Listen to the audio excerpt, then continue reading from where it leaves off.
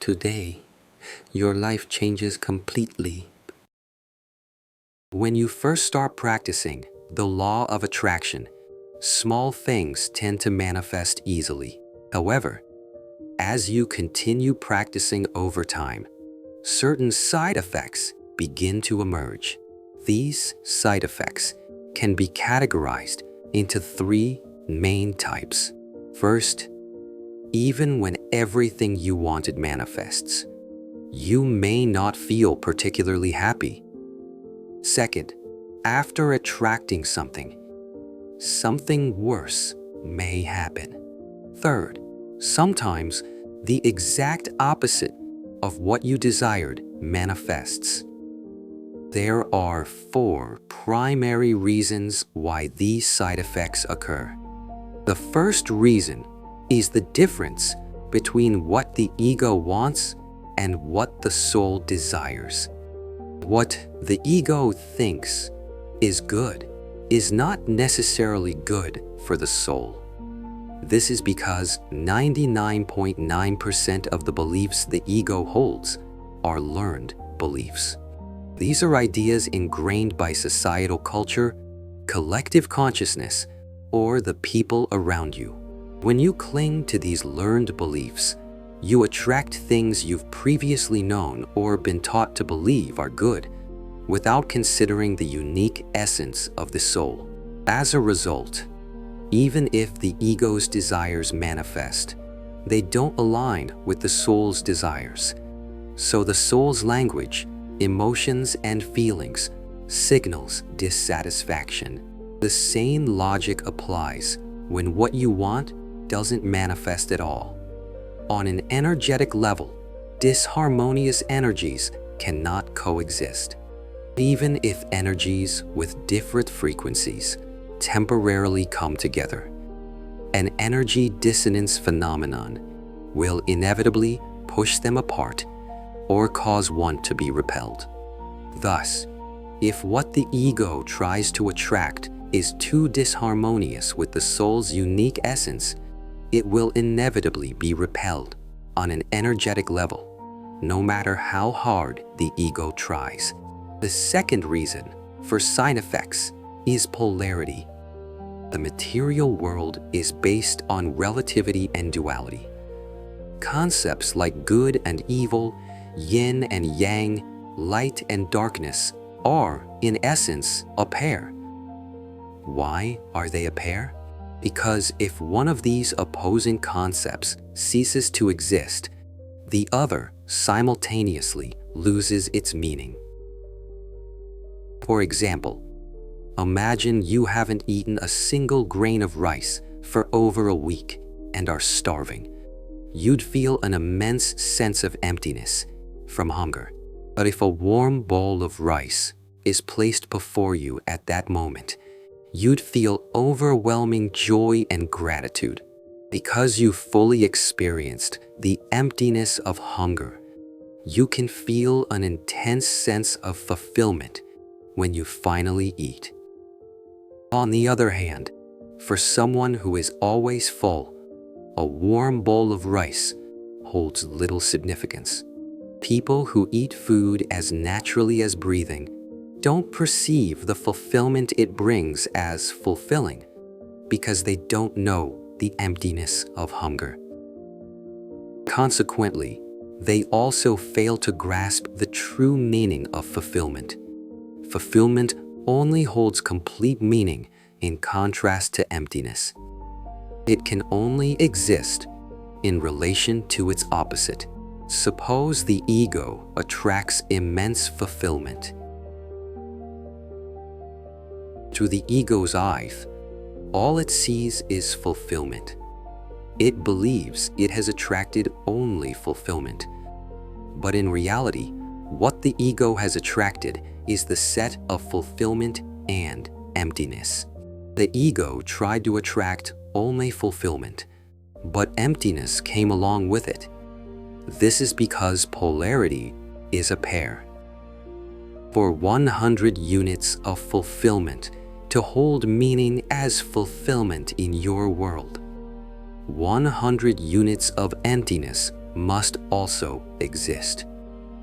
Polarity requires its opposite to exist in order to have meaning and stand on its own. Thus, fulfillment and emptiness come together as if they were one. So even if you succeed in attracting one aspect of fulfillment, something else in your life becomes empty or hollow as part of the same package. The third reason for side effects is the force of balance. A material universe is created based on polarities like yin and yang, good and evil, light and darkness. But what happens if the balance between these polarities tilts too heavily to one side? Not only does one side lose its meaning, but both sides lose their meaning. Image two groups. Group A with 50 good people and 50 bad people, and Group B with 99 good people and 1 bad person. In Group A, the balance between good and evil is tight. The actions of good and bad people contrast sharply, allowing good to maintain its meaning as good and evil to maintain its meaning as evil. They coexist organically, under a delicate balance, each preserving its existential meaning. In Group B, however, the balance is disrupted because there are too many good people. What is considered good in Group A, where 50 bad people exist, becomes just normal in Group B. A good person in Group A is seen as an ordinary person in Group B, causing good to lose its meaning as good. When good becomes too dominant, not only does evil weaken, but the meaning of good weakens as well. If an imbalance occurs between polarities, both concepts lose their existential meaning. Thus, a delicate balance must be maintained for both to exist fully. This force that maintains balance is called the force of balance. The ancient Eastern philosopher Noja referred to this force as the Do, describing it as a profound force that harmoniously maintains the balance of all things. Everything in the universe, from the delicate balance between polarities to the balance between balance and imbalance, is maintained in a precise and intricate state of equilibrium by this force of balance. But what happens if an artificial pulling force disrupts this balanced state? The force of balance will inevitably activate a pushing force in the opposite direction to correct the imbalance. The moment you strongly pull something toward you, the artificial action disrupts the balance, triggering the force of balance to push something away in proportion to what was pulled. As a result, even if you successfully attract something, you may lose it entirely or experience a loss in another area proportional to what you gained. This applies to those who have recently lost money in cryptocurrency or stock investments. The fourth reason for side effects is the nature of the subconscious. The subconscious is the primary agent of reality creation. Therefore, understanding the characteristics of the subconscious is essential. The subconscious only recognizes the present. It doesn't perceive the past or the future. Only the vivid, continuous present exists for it. However, many people practicing the law of attraction either don't know or quickly forget this present-focused characteristic of the subconscious. They make wishes in the form of lacking statements, such as, "Someday it would be nice to have this," or "I want to have this in the future." The subconscious, which only perceives the present, interprets these wishes as, "Oh, you're desperately wanting this? That means you don't have it right now. It's not here in the present." As a result, The subconscious creates a reality where you don't have it in the present. It keeps creating a present where you're wanting it. Now do you understand why you're told to feel the emotions you'd feel as if you already have it? You must feel the happiness of having it now, or the gratitude of enjoying it now, for the subconscious to create a reality where you have it in the present. The subconscious, which creates reality, only recognizes the present now. At this point, you might think, why is this so complicated? Why are there so many restrictions? Maybe it's better not to attract anything at all. You're absolutely right. There's a paradoxical truth in that statement. When you reach a state where you don't feel the need to attract anything specific, where you don't feel the urge to pull something toward you, or where you have nothing more to wish for, life flows more smoothly than when you're actively trying to attract things. Sometimes, asking why helps us find deeper understanding. What's on your mind right now? Because the law of attraction involves a lot of ego interference, which easily creates an artificial imbalance and triggers strong counter-reactions due to the interference of various universal laws. However, there's a way to avoid these counter-reactions. Surrender, guided by the soul rather than the ego. The ultimate destination of the law of attraction is surrender. Why is surrender the final destination? Because when you surrender, you don't artificially pull or push anything in any direction. By allowing everything to come and go naturally, you avoid creating artificial imbalances and thus evade the influence of the force of balance that corrects imbalances. In other words, surrender is the only way to avoid the strong counter-reactions caused by the force of balance. You might wonder, how do I surrender? Does it mean doing nothing? How can I set myself up for the optimal state?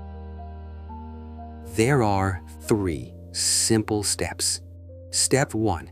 Make your mind a blank slate. In this step, you must consciously confront the ego's various desires and fears, and take time to let go of learned or conditioned beliefs. This includes everything the ego deems good or bad, beliefs you've held as unquestionably true or false, situations the ego desperately craves, and situations it strongly rejects. By facing all of these, and allowing your preconceived notions to be overturned and shattered, you break down the boundaries between good and bad, dismantle the framework of your mind, and let the ego's small world collapse. Why is this necessary? The ego's rigid, learned beliefs limit possibilities, creating significant obstacles to the smooth flow of surrender, while the soul tries to offer infinite possibilities through boundless channels. The ego keeps erecting barriers of belief, saying, this is good, this is bad, or this is okay, this is not. The only obstacle to surrender is the ego's rigid beliefs. By dismantling the boundaries of good and bad and letting go of limiting beliefs, infinite possibilities can flow through infinite channels.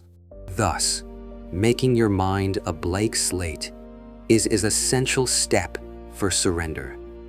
Step 2. Maintain a peaceful emotional state. Surrender happens in the soul's domain, not the ego's. So you must use the soul's language, emotions, and feelings to direct the flow of surrender. Because peace allows clarity and balance. When you are at peace, you can see things as they are, without the cloud of stress or forced emotions. That calm foundation helps you make thoughtful and aligned decisions for the optimal direction in life. Because a peaceful state is closest to the soul's inherent state, a centered state that isn't swayed in any direction, a state that doesn't take anything too seriously. This peaceful state aligns with what has been called by various names, like true self, Tao, God, the universe, or divine consciousness. When you feel peace, you attune to the highest state of consciousness, effortlessly channeling higher dimensional energy.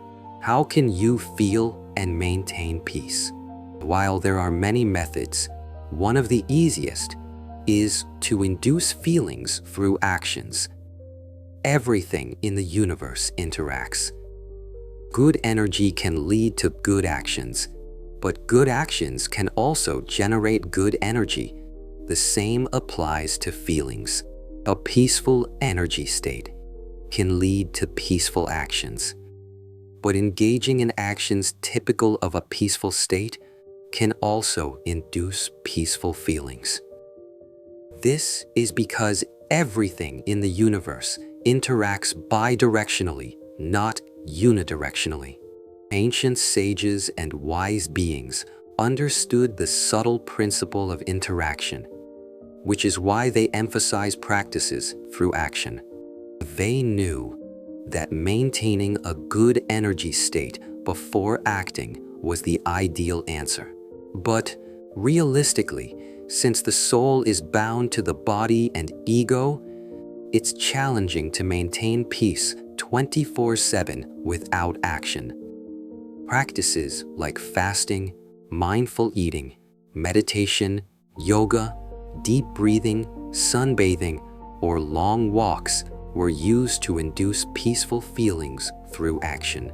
By maintaining peace through such actions, you align closer to the soul's inherent state, allowing the process of surrender to flow more smoothly in the soul's domain.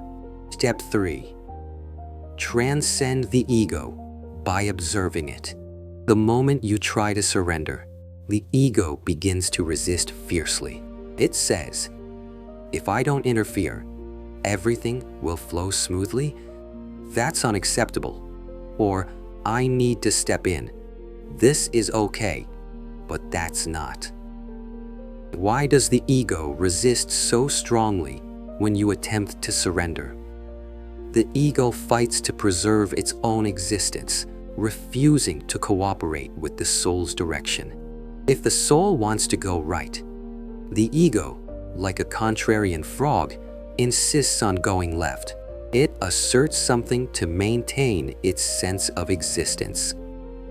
If the soul wants to go right, and the ego quietly agrees, its presence begins to fade.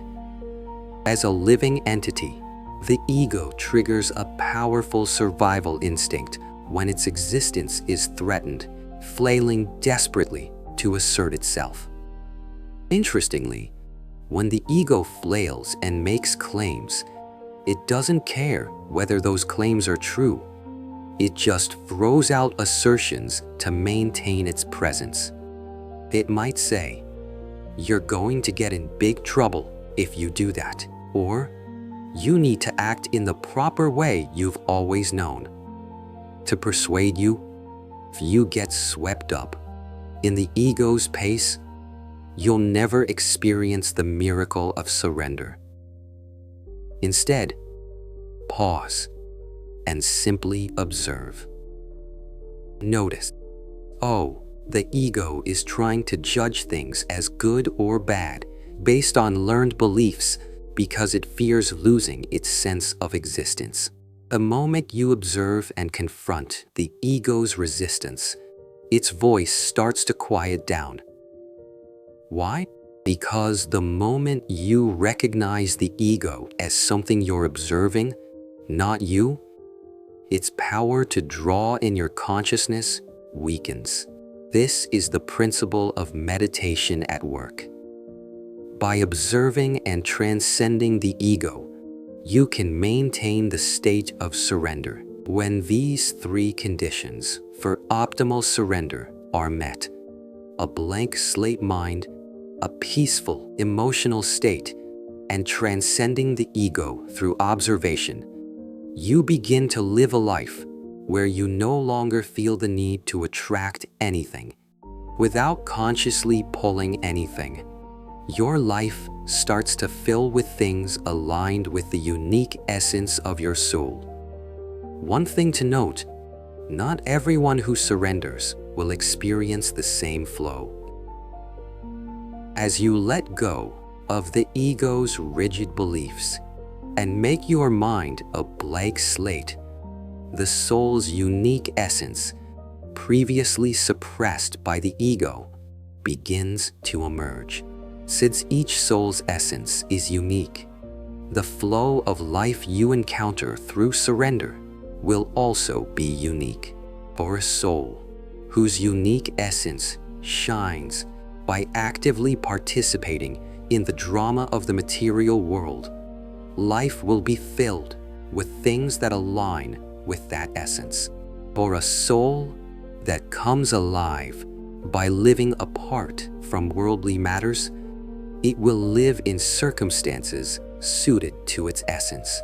When you ride the flow of surrender aligned with your soul's essence, opportunities and news beyond the ego's imagination will flow in through unexpected sources and methods.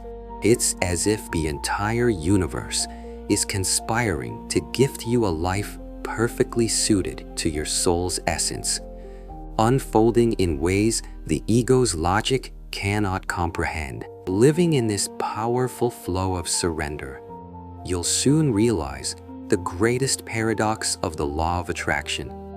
It's not about attracting, but about letting go. By letting go, you receive everything aligned with your soul's essence. Those who taught the law of attraction advised forgetting after attracting, because they understood this paradox. When you try to attract, you push away. When you let go, you receive. But a lingering question remains. If surrender is the destination, does that mean returning to the state before knowing the law of attraction? I was surrendering before I knew about it, but my life wasn't dramatically unfolding back then. The key difference lies in whether you surrender in a sleeping state or an awake state. This difference hinges on whether you consciously exercise your freedom to choose your response. The free will we're given isn't omnipotent, but closer to the freedom to choose how we respond to unfolding situations. By consciously choosing your response, you create a reality that mirrors that response. How you use this freedom to choose your response determines the quality of your surrender. In a sleeping state, you don't realize that the responses you choose, like breathing, create a reality resembling those responses. You use this freedom unconsciously, limiting possibilities by suppressing the soul's essence with the ego's learned beliefs. By not listening to the soul's language of feelings, you miss critical hints from the soul. Believing the ego is you, you perceive the small world built by its beliefs as your entire reality. In contrast, surrendering in an awake state means recognizing that your everyday responses are a key factor in creating reality. You consciously and wisely use your freedom to choose your response. When the ego flails, you don't follow it, but pause, remembering that the ego is not you, but a living entity you observe. By observing and transcending the ego, you break down the boundaries of good and bad, releasing the ego's desires, fears, and rigid beliefs. Through repeated observation, you create a near blank slate mind, opening infinite possibilities through boundless channels. By attuning to the soul's language of feelings, you catch the soul's hints at critical moments, allowing life to flow in a direction that brings your soul's essence to life. Thus, the quality of surrender depends on how you use your freedom to choose your response. There's a vast gap between sleeping surrender and awake surrender. That's why the destination of the law of attraction is awake surrender, not sleeping surrender. To summarize briefly, the three main side effects of the law of attraction arise due to the interference of various universal laws. Since over 99% of what the ego thinks is good is based on learned beliefs from the dominant collective consciousness, it's difficult to attract things aligned with the soul's essence. Even if the ego gets what it wants, disharmony with the soul's essence causes suffering. Because polarity is a set, the opposite of what you attract comes along with it.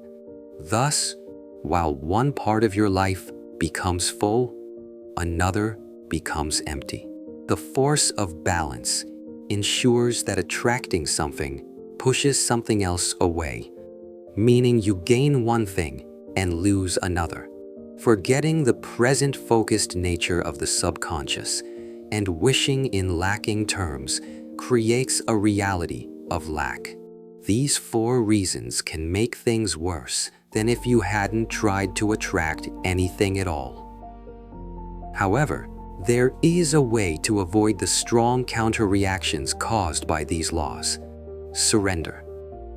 Unlike attraction, surrender doesn't artificially pull or push, allowing things to come and go naturally, avoiding imbalances and the force of balance's corrections. The 3 steps to optimize surrender are: make your mind a blank slate by confronting and releasing the ego's desires, fears, and rigid beliefs, dismantling the boundaries of good and bad. Maintain a peaceful emotional state, aligning with the soul's inherent state to naturally channel higher dimensional energy. If unsure how to feel peace, induce it through actions, as energy and actions interact bidirectionally. Transcend the ego by observing it. When the ego resists surrender to preserve its existence, don't follow it, observe it. Recognizing the ego as a separate entity weakens its power, allowing the soul's surrender to flow smoothly. When these 3 conditions are met, you no longer feel the need to attract anything, and your life fills with things aligned with your soul's essence. Note that surrender doesn't mean doing nothing or living as you did before. The quality of surrender depends on whether it's sleeping or awake, so always use your freedom to choose your response consciously.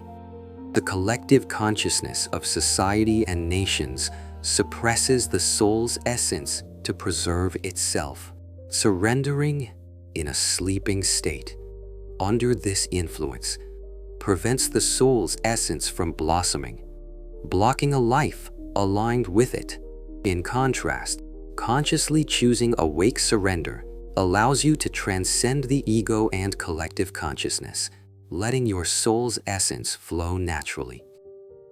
Those who encounter the law of attraction typically follow this path, living in a sleeping surrender, discovering the law of attraction, experiencing successes, and realizing the power of consciousness.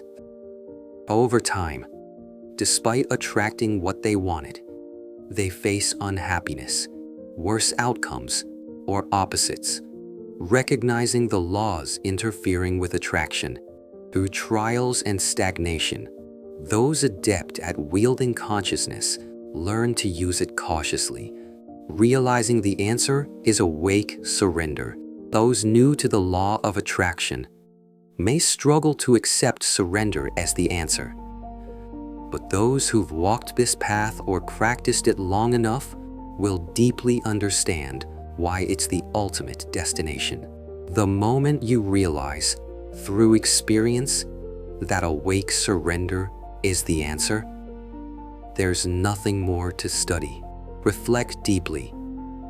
How much do you already know about the law of attraction? There's no need to study more and more. All that remains is to put what you already know into action. The essence and laws are astonishingly simple, but the ego resists accepting this simplicity, insisting there must be something more complex or profound. There isn't. The laws are clear and straightforward. It's time to accept this truth as it is. If you fully absorb and embody the principles discussed, you can graduate from the law of attraction. From that point, you'll no longer be someone who practices it, but someone who lives as its embodiment.